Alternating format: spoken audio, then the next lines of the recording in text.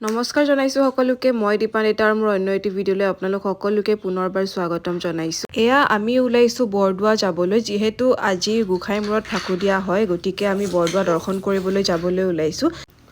এইফালে দাদা আমাৰ আগে আগে ওলাইছে, যিহেতু আমি ৰাস্তা ভালকৈ চিনি নাপাওঁ, সেই গতিকে তেখেতৰ পিছে পিছে আমি গৈ থাকিম।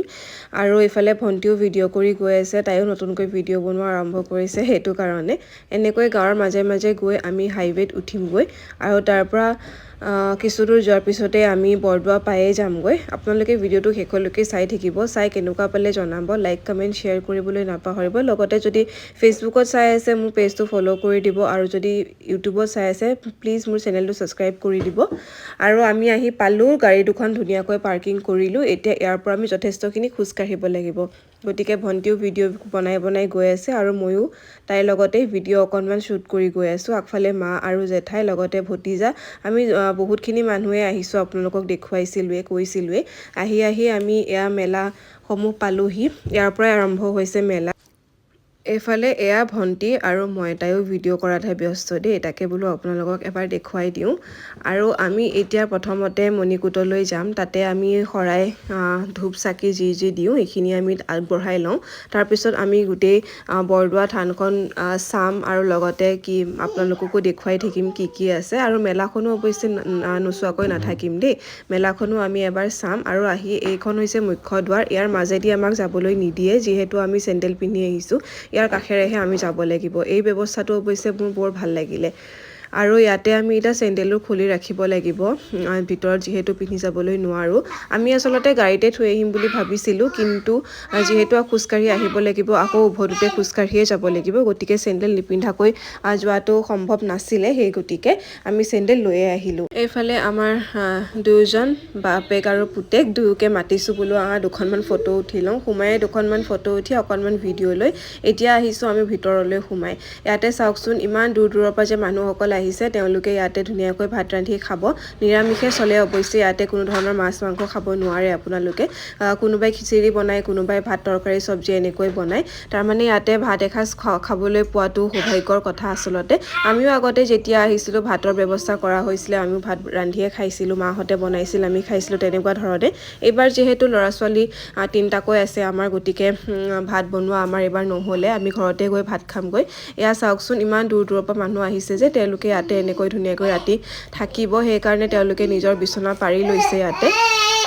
আৰু আগফালৰ পৰা আমাক দাদাই মাতি আছিলে ভিতৰলৈ যাবলৈ, তেওঁ যাব নোৱাৰে, যিহেতু লং পেণ্ট পিন্ধি আহিছে, আৰু মণিকূটৰ ভিতৰত লং পেণ্ট পিন্ধি যোৱা এলাউড নাই, গতিকে তেওঁ বাহিৰতে থাকিলে। আৰু আমি এনেকৈ ধুনীয়াকৈ ভিতৰলৈ সোমাই গ'লোঁ।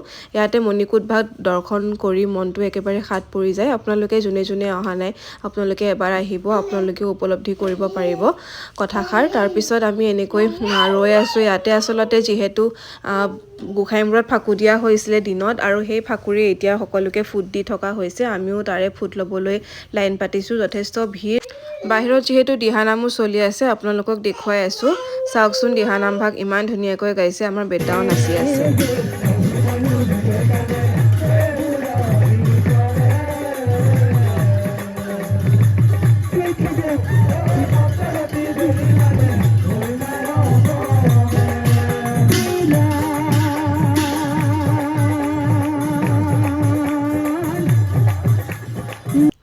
তাতে কিছু সময় নাম গালোঁ তেখেতসকলৰ লগত, আৰু তাৰপিছত আমি ভিতৰলৈ সোমাই আহিছোঁ। এয়া সকলোৱে ভাত ৰান্ধি আছে, যোনে যেনেকৈ পাইছে তেনেকৈ নিজৰ জেগা লৈছে, আৰু তাতে শুইছে বা তাতে খাব, এনেকুৱা ধৰণে। আপোনালোকক দেখুৱাইছোঁ মই গোটেই পৰিৱেশটো। এইফালে আকৌ আন এটা পাৰ্টিয়ে দিহানাম আৰম্ভ কৰিছে, তেওঁলোকৰ লগতো অকণমান সহযোগিতা কৰিলোঁ। তাৰপিছত আমি তাৰ পৰা ওলাই আহিলোঁ। আহি আকৌ চেণ্ডেল পিন্ধি এতিয়া আমি ওলাই যাম, যিহেতু চবফালে নাম চলিয়ে আছে, গতিকে আমাৰ বেটাই বিৰাট ফূৰ্তি কৰিছে, জেঠুৱেকৰ লগত, জেঠু ককাকৰ লগত এনেকৈ ধুনীয়াকৈ নাচিছে, হাঁহিছে, সিও বহুত ফূৰ্তি কৰিছে। এইফালে এখন সাংস্কৃতিক অনুষ্ঠানৰ মঞ্চও ইয়াত আছে, হয়তো ৰাতি হ'ব, আমি অৱশ্যে তেতিয়ালৈকে নাথাকোঁ, আমি গুচিয়ে যাম এতিয়া। এনেই অকণমান গংগা পুখুৰীৰ পাৰত কি বহিছে সেনেকৈ চাইছোঁ। ইয়াতে যি লাগে আপোনালোকে চবখিনিয়ে পাই যায়। ইয়াতে শাক পাচলিও এইবাৰ বহিছে, শাক পাচলি যদি কাৰোবাক প্ৰয়োজন হয় ইয়াৰ পৰাই কিনি তেওঁলোকে ধুনীয়াকৈ বনাব পাৰিব। ইয়াতে এইবোৰ খাৰু ফুলিকে ধৰি কিমান যে কি ওলাইছে, এয়া চাওক পাচলিৰ দোকান। আগতে এই ব্যৱস্থাটো নাছিলে, এইবাৰ মই প্ৰথম দেখি পাইছোঁ, কিন্তু সুবিধাজনক হৈছে, কাৰোবাক যদি কিবা প্ৰয়োজন হয় ইয়াৰ পৰা ধুনীয়াকৈ নি বনাব পাৰে।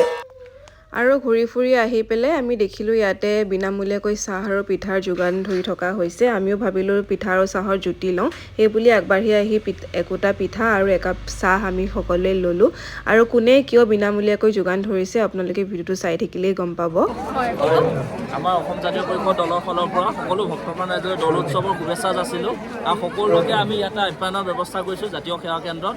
কালিলৈ আমাৰ দলৰ সাধাৰণ সম্পাদক জগদীশ ভূঞা ডাঙৰীয়া ইয়াত উপস্থিত থাকিব আৰু পৰহিলৈ দলৰ সভাপতি লুৰিণজ্যোতি গগৈ ডাঙৰীয়া উপস্থিত থাকিব। ধন্যবাদ। আমাক এনেকৈ সামান্য পৰিমাণৰ হ'লেও এটা পিঠা লগতে একাপ চাহেৰে তেওঁলোকে সকলোকে আপ্যায়ন কৰিছে। অতিথিসকলক বহুত বহুত ধন্যবাদ জনাইছোঁ আৰু ঠিক আছে।